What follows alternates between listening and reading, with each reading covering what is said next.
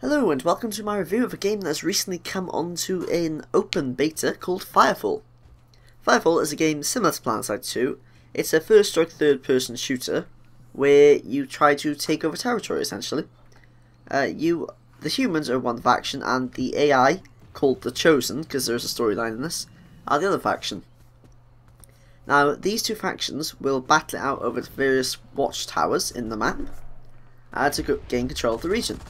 The benefits to controlling the region are that you get to mine resources there, and no other faction can. So when you lose territory, yeah. Also, you can't pass through the territory without being shot at. Pretty much, if they see you, they will shoot at you. You can't hide from them. There is an element of like espionage and whatnot, but that's quite difficult. Right. Anyways, my initial thoughts of the game.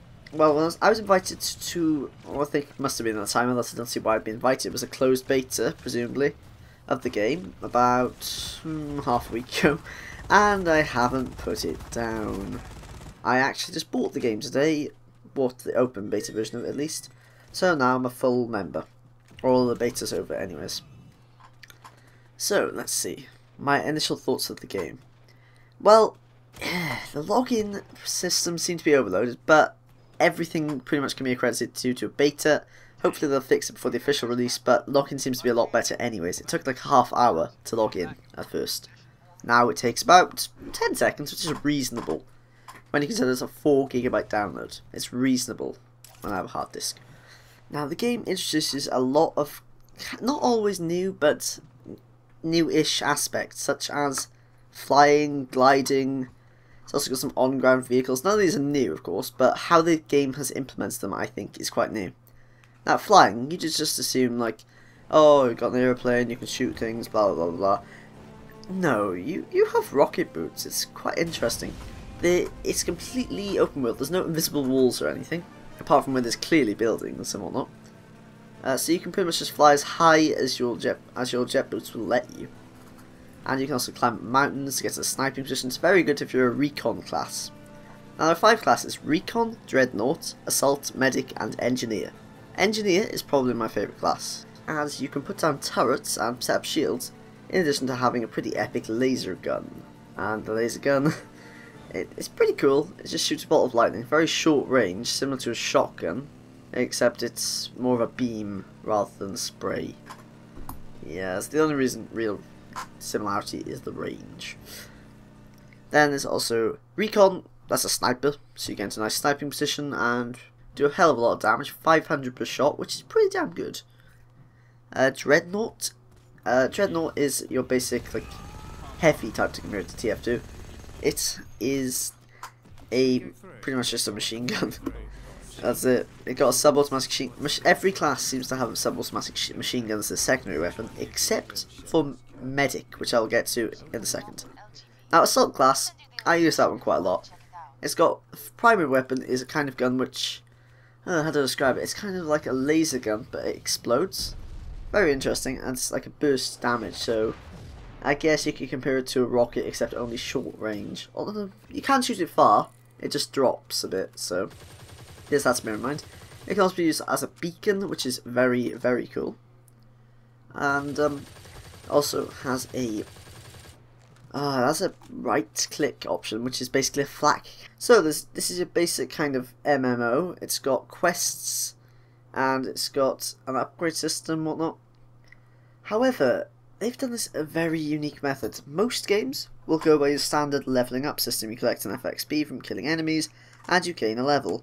Gaining a level will get you some stat points or whatnot, and basically you get stronger by gaining levels. This game introduced a system where XP is your training kind of currency. You can use XP to unlock class specific, as in the XP you gained whilst using that class is what you get to spend on points for that class, which makes a lot of sense actually, because you can just farm XP being an engineer with your turrets and whatnot, and then use it on a dreadnought to make yourself an uber dreadnought. Although it's very, very balanced, as in the perks you get will come with some disadvantages as well. For instance, I've been unlocking a hell of a lot of the assault class's weapons because I use the assault class a lot. It's very good. Shooting a bomb, pretty much, is very nice. The assault class, you can upgrade, for instance, the SMG to a gun that has more ammo in its clip but fires more slowly. That's just a for instance of what kind of upgrade system you can do. Also going to go through the last two classes. Medic, very, very cool loadout. His primary weapon is pretty crap. I think it's an assault rifle or something like that. Very slow firing rate, does about 75 damage, which is pretty good damage, but terrible firing rate. However, its secondary is a grenade launcher. Very, very short range, but very, very good. Engineer is the final class. For now, they have hinted they might be adding others.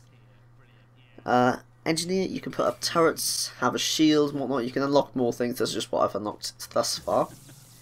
Your primary weapon is the laser gun. Oh, I've gone through this, haven't I? Right, anyways. Moving on to more of the game aspects. There's also mining and crafting within the game.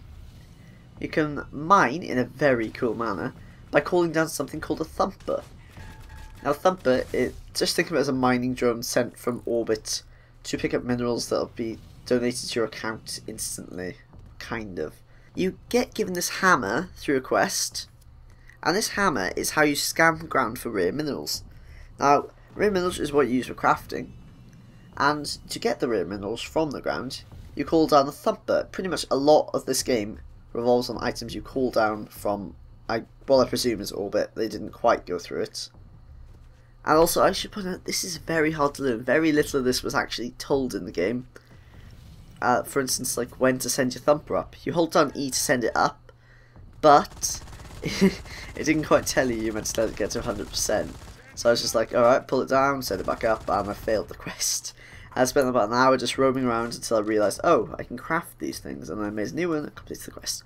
Yeah, so on and so forth. You call down a thumper, mining drone, you protect it for 3 minutes at the base time, and it collects so and so amount of materials. You can also upgrade it to last for 4 minutes, and it'll collect more materials, and you can upgrade it to 5 minutes, and it'll collect more materials again. That's pretty much it. It's just how long you have to protect it for. Also, the difficulty level seems to change. I'm not 100% sure, but it seems to. For instance, I was in a party. There are no clans so far in the game, but there's a partying system and a friend system, so you can add friends, you can make a party and whatnot. So I was in the party, and we called down a basic thumper, which got us a little bit of resources, and a few mobs attacked us. We fended them off because I was an engineer at the time. Awesome turrets for the win. And then we called down an improved thumper because I just so happened to have the resource to make one.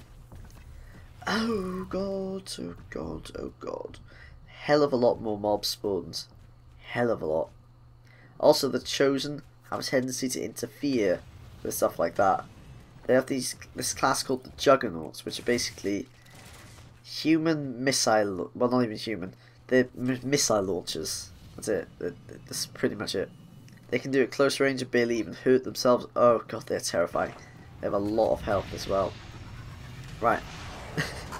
Chosen are truly a fearsome race with all those machine guns and whatnot. There's also the rebel faction. They kind of keep to themselves, but if you go near them they will shoot at you and they can easily kill you.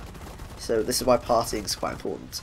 But the game as a whole is a very community-oriented game, with people calling them thumpers. Pretty much you just walk by, you help them out. That's how the game goes. And if you want, you form a party with them. That happens a lot. Right, now back to these posts, these like watchtower posts. As you activate more of them, you activate them by holding down the button E, then you gain more of the map. What I mean by that is you can actually walk outside of this known map, as I probably will show you the map somewhere in this video. There's these dark areas. When you walk into them, you lose a lot of health per second and you die pretty quickly, as I found out. But by activating watchtowers, you can see into the darkness, as cheesy as that sounds. So who knows what may await in the darkness? Because you have to have pretty much the entire server working together to actually get anywhere. Otherwise the Chosen will just arrive in their little pods, and they will completely own your face. Alright, moving on to the price.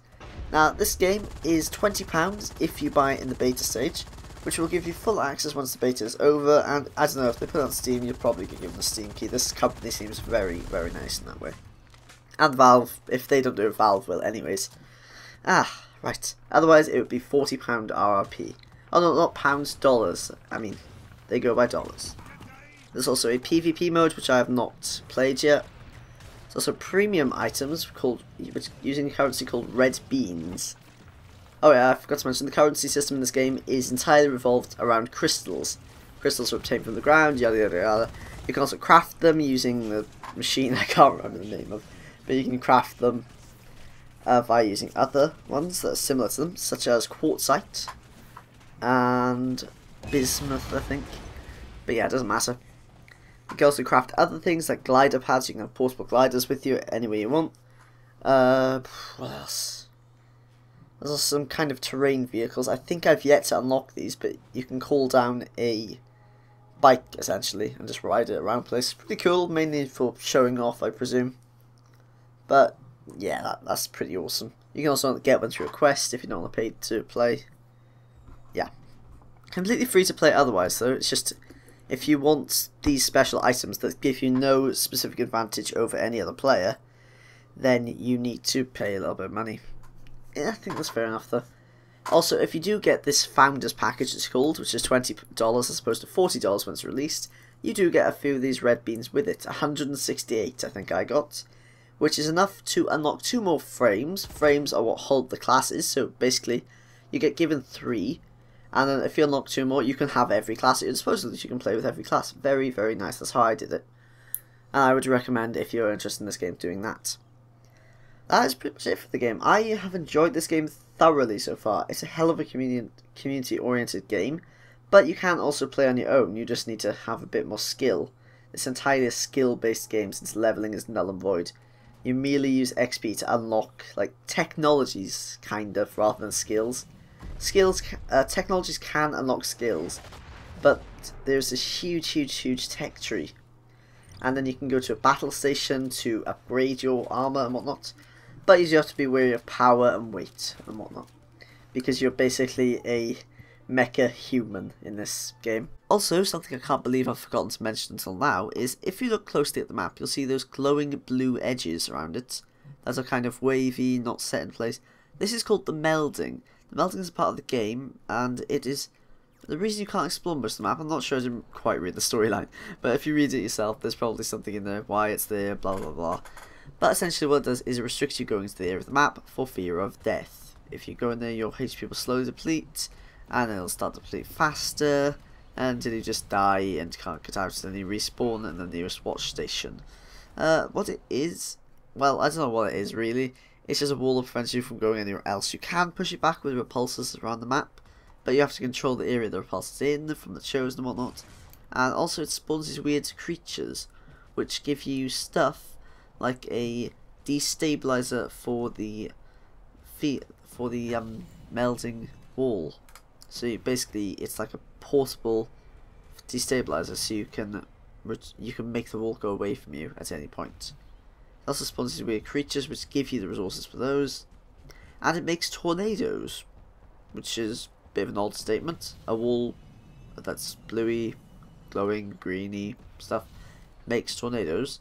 But it does, I swear. It makes these tornadoes which just swirl around, and they don't do a great amount of damage really, but you might want to take them down for tons of XP and loots and whatnot. Yeah, anyways, there's that feature. Just to bear in mind, because it's a goddamn epic game. Oh, that's awesome. It's really awesome. I highly recommend it. Anyways, sorry this has been a long-winded kind of review. I hope you enjoyed, and I hope this convinced you to buy the game, because it's bloody awesome. Not sure if I'll be doing more of these, because it's a hell of a lot of work. But if someone wants me to have a look at something, why the hell not? Anyways, thank you guys for watching, listening, whatever, and I'll catch you next time. Goodbye.